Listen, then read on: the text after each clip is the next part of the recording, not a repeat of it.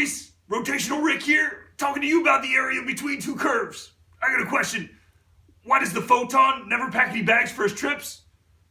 Cause he always travels light. Wubba lubba dub dub. First thing we're going to talk about is calculating the area between two curves. So let's say you're given two functions, f and g, and those two functions are continuous on a given interval from a to b. Now let's say we want to calculate the area between those two functions on that given interval. What you're going to do is you're going to set up a definite integral where it's the integral from a to b of your upper function, which in this case would be f of x, minus your lower function, which in this case would be g of x times dx. If you evaluate that integral, that will give you the exact area between those two functions on that given interval. Now this makes a lot of sense because if you were to evaluate this using your properties of integration, you know that we would take the integral of each term separately. We would take the integral from a to b of f of x dx and then subtract the integral from a to b of g of x dx. And the integral from a to b of f of x dx would be this area right here, the area under our function f from a to b. And the integral from a to b of g of x dx would be the area of this pink region right here, the area under our function g of x on the interval from a to b. Now, if we take this area and subtract out this area, all that would be left would be this area, the exact area between these two functions on that given interval.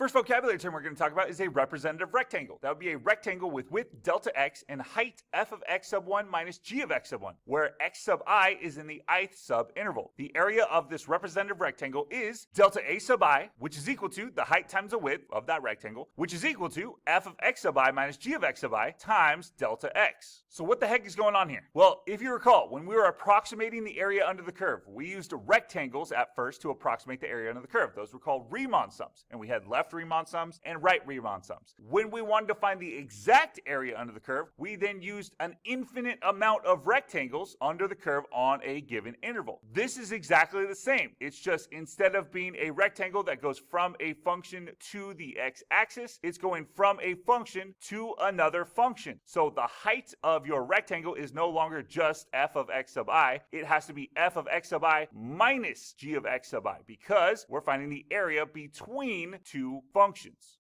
Now let's talk about the area between two curves as a limit. So using the area of the representative rectangle, we add up the areas of n rectangles on the closed interval from a to b and take the limit as the norm approaches 0 and n approaches infinity and get the limit as n approaches infinity of the sum from I equals 1 to n of f of x sub I minus g of x sub I delta x. Because f and g are continuous on the closed interval from a to b, f minus g is also continuous on the closed interval from a to b, and the limit exists, the area of the region is equal to the limit as n approaches infinity of the sum from I equals 1 to n of f of x sub I minus g of x sub I delta x, which equals the integral from a to b of f of x minus g of x dx. So all this is saying is that if you want to find the exact area between two functions f and g that are continuous on the closed interval from a to b, all you would have to do is you would have to add together the areas of an infinite amount of rectangles on that given interval. That will give you the exact area between these two functions on that interval. And that is what your integral from a to b of f of x minus g of x dx is equal to. So now we're going to talk about area of a region bounded by two curves. So if f and g are continuous on the closed interval from a to b and f of x is greater than or equal to g of x for all x in the closed interval from a to b, then the area of the region bounded by the graphs of f and g and the vertical lines x equals a and x equals b is the area is equal to the integral from a to b of f of x minus g of x dx. So just like we said before, in order to calculate the exact area between two functions that are continuous on a closed interval from a to b, all you have to do is take the integral from a to b of your upper function f minus your lower function g. Did you hear about the date between oxygen and potassium? It went okay.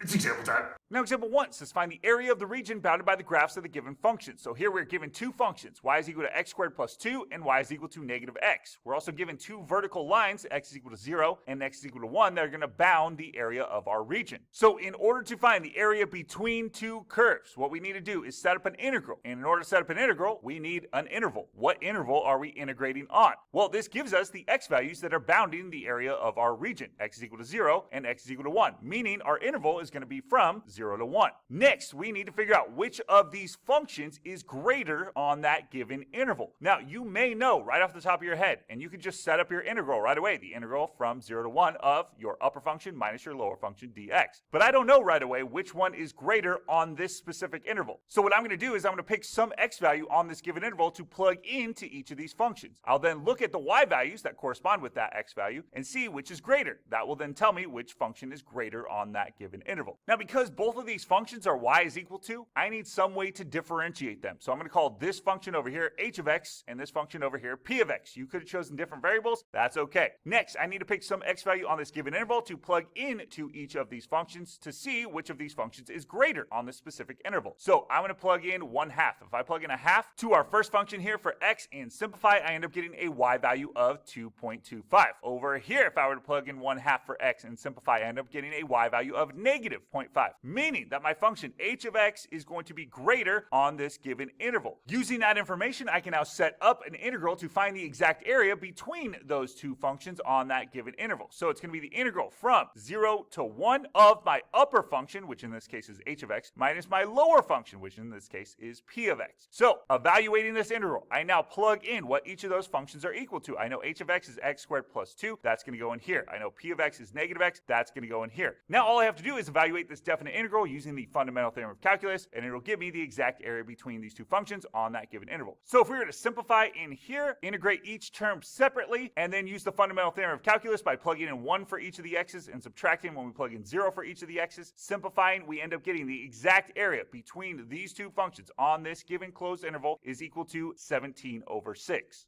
Now, if you're able to, it's always nice to check out a graph just to make sure that you set up your integral properly. So we were integrating on the interval from 0 to 1. Our upper function was x squared plus 2, and our lower function was negative x. Cool.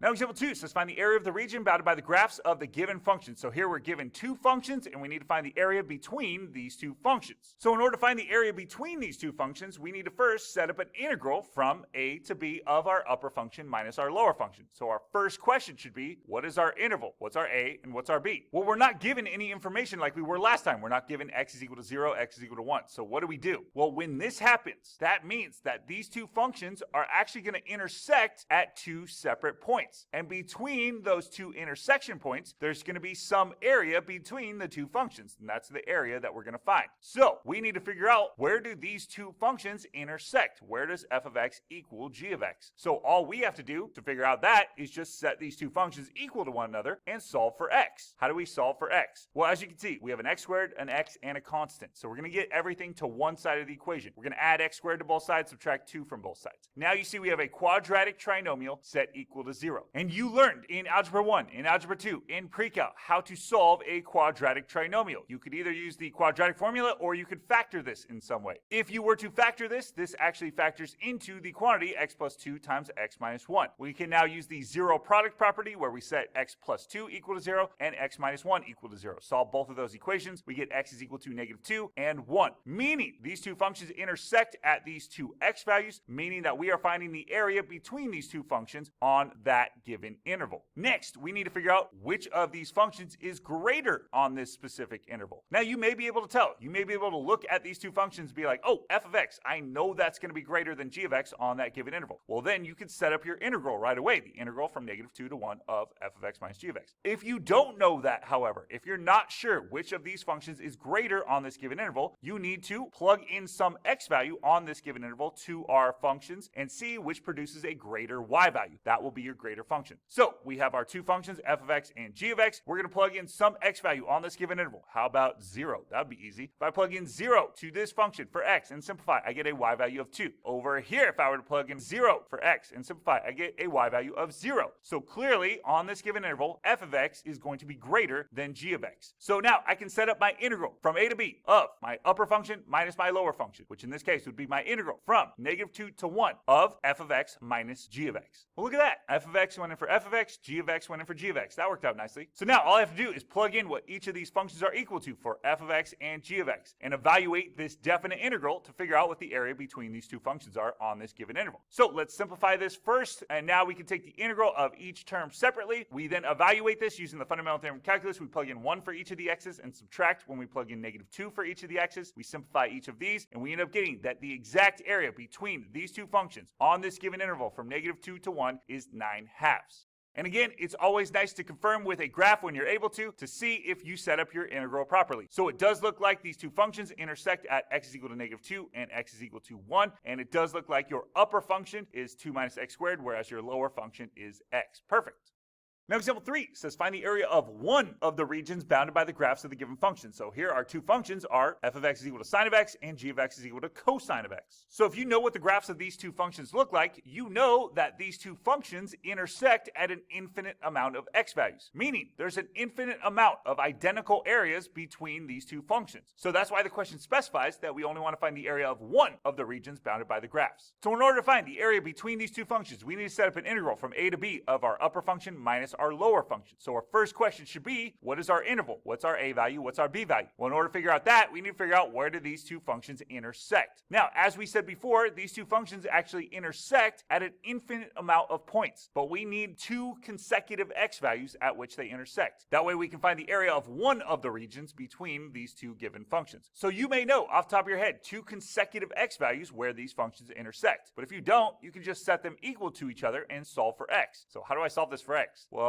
I guess I could divide both sides by cosine of x, and now I have sine of x over cosine x equals 1, and we know sine x over cosine x, that equals tan x. So we're just trying to figure out what values of x would cause tan to equal 1. Oh, we know that from our unit circle. That would be pi over 4, 5 pi over 4, negative pi over 4. So we could choose any of those consecutive x values in order to create our interval that we want to integrate on. So I'm going to choose these two because they're right here. We're going to integrate on the interval from pi over 4 to 5 pi over 4. Now, the only other question before we set up our integral is which function is greater on that given interval? Is it going to be sine x or cosine of x? Now, you may know, again, off the top of your head, and you can just create that integral right away. If you're not sure, though, you can plug in some x value on this given interval to each of our functions to determine which produces a greater y value. That function would then be greater on that given interval. So, we have our two functions. We're going to plug in some x value on this given interval. How about pi? If we plug in pi for x in each of these functions, we can then determine which produces a greater y value, which will then tell us which function is greater. So if I plug in pi for x in this function, I know sine of pi is equal to 0. Over here, if I plug in pi for x, I get cosine of pi, which is -1, meaning my function f of x, which is sine x, that is going to be greater than my function g of x, which is cosine of x, on this given interval. Now I can set up my integral from a to b of f of x minus g of x, my upper function minus my lower function. In this case, my a value is pi over 4, my b value is 5 pi over 4, my upper function we just figured out was f of x, oh, that's convenient, and my lower function g of x is g of x. Wow, that worked out nicely. So now all I have to do is plug in what each of these functions are equal to and evaluate that definite integral. So to evaluate this definite integral, all we have to do is just integrate each term separately and then use the fundamental theorem of calculus by taking this upper limit of integration, plugging it in for each of the x's, and subtracting when we plug in our lower limit of integration for each of the x's. We then simplify each of these and we end up getting rad 2 minus negative rad 2, which is 2 rad 2. That would be the area of one of the regions bounded by these two graphs. And you can confirm this with a graph. You see that we did in fact set up our integral correctly. We have the integral from pi over 4 to 5 pi over 4. That is where these two functions intersect. We also see that sine of x was greater than cosine of x on that given interval. Perfect.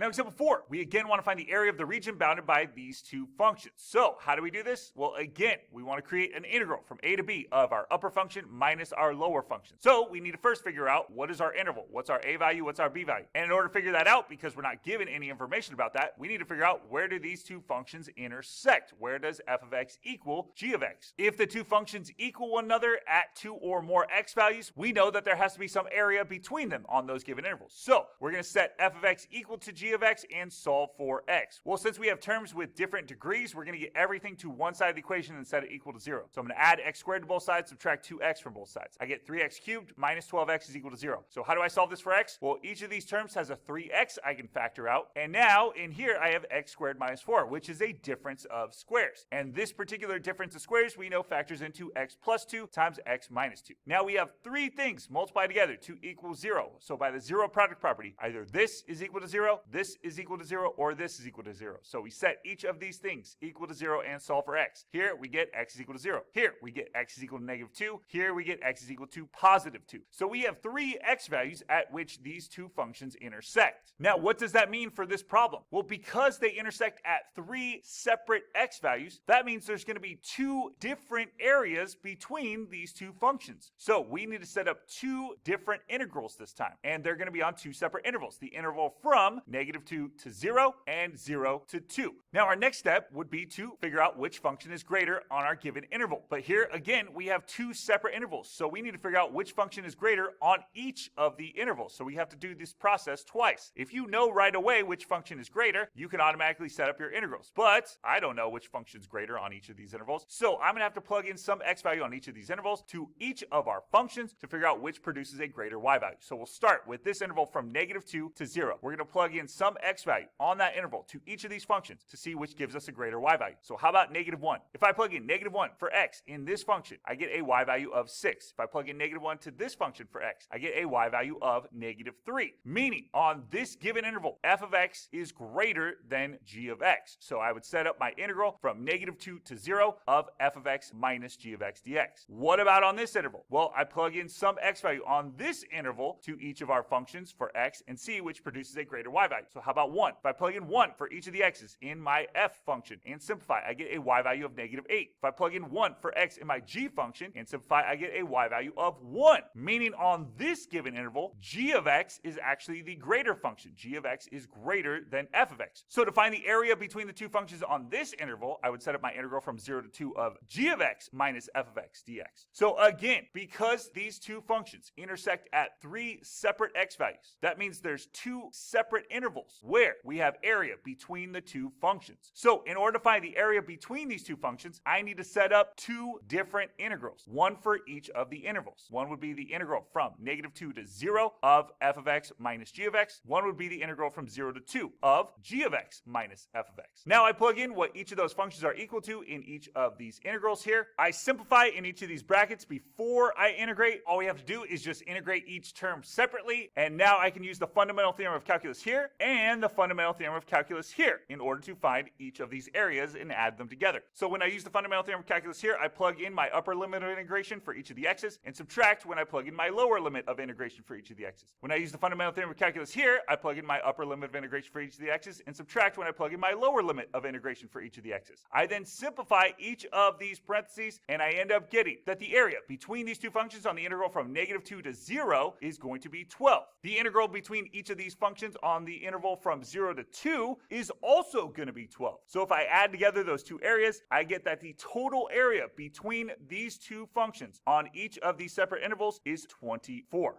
And again, always confirm that you set up your integrals correctly by looking at a graph. You can see that our first interval from negative 2 to 0 is correct, and we see that on that interval, f of x is in fact greater than g of x. We also have our second integral from 0 to 2, and you see that on this interval, g of x is actually greater than f of x, so we set up these correctly. Well done.